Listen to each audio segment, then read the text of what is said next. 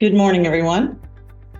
I'm Ann Garst-Taylor. I am the Director of Community Engagement for AIM at Melanoma, and I'm going to have an opportunity to talk with you later on about our organization and our patient resources. But I do want to take just a minute to acknowledge the 20th anniversary of AIM at Melanoma, to explain our mission and our origins. Val Guild founded AIM at Melanoma 20 years ago in memory of her daughter, Charlie.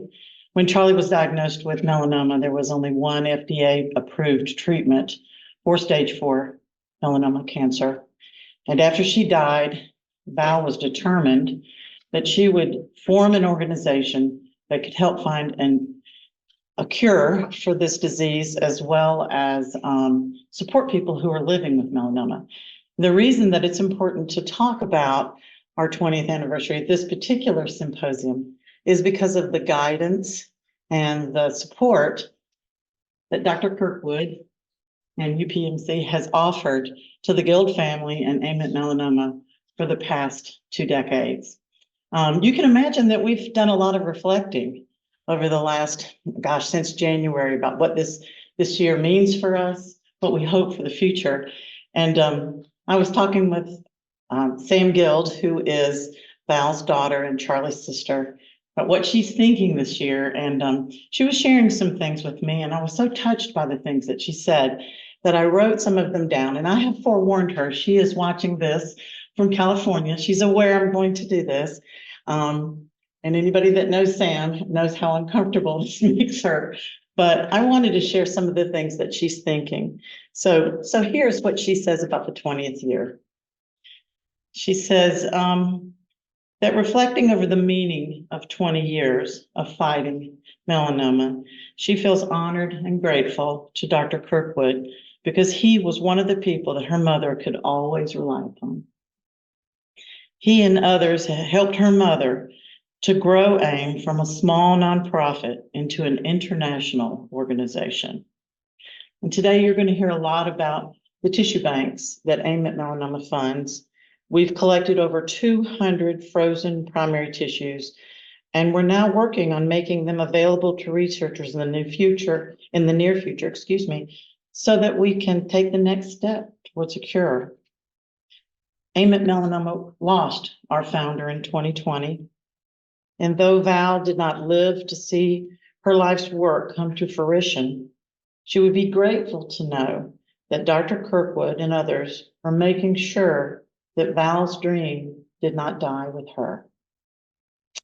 So we're going to have a number of presentations today, and what we'll be talking about is what the landscape of research and treatment looks like in 2024. It's a time of tremendous hope. I know that you guys are going to have a lot of questions for our presenters today. We have people that are in the room with us. We're so grateful that you're here. If you have questions, Dr. Kirkwood is going to offer you the opportunity at the end of each talk, as well as each section, to ask questions to our presenters. If you are joining us via live stream today, we have hundreds of people that are joining us via Zoom and Facebook and Live. We invite you to ask questions as well. And what we want you to do, if you are on Zoom, if you look at the bottom of the screen, you will see a tab down there that says Q&A. If you'll put your questions in there, we'll make sure that they get to our presenters.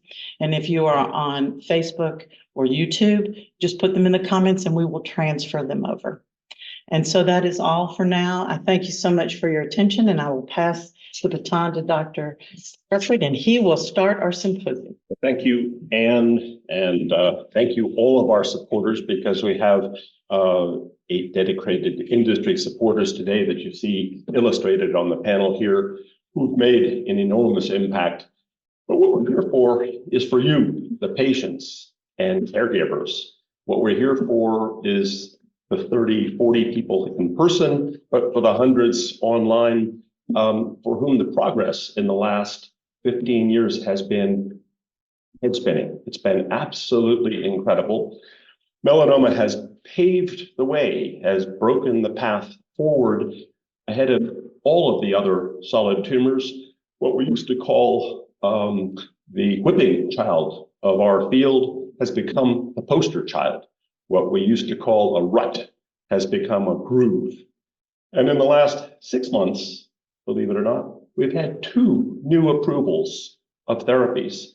We have our 8th approval for adjuvant therapy, October of last year, for anti-PD-1, one of our solidest of the immunotherapies, for the treatment of people who have deep primary melanoma, but not nodal disease at all, expanding the spectrum of what we had. In fact, only 3 weeks ago, we had the approval of the very first tumor-infiltrating lymphocyte therapy, something that's approved in second line for people who have failed the other effective immunotherapies. So for you, the patients, our message is that things are on a roll, they're continuing on a roll, and it's really for you that the data that we present today is most important, because it's not for fellows and residents and students from the medical school, but for you, the patients, that this information is the most relevant. When you think about our exponents, our people who can carry the message forward, it's you in the community who can actually make the world aware of what progress we have.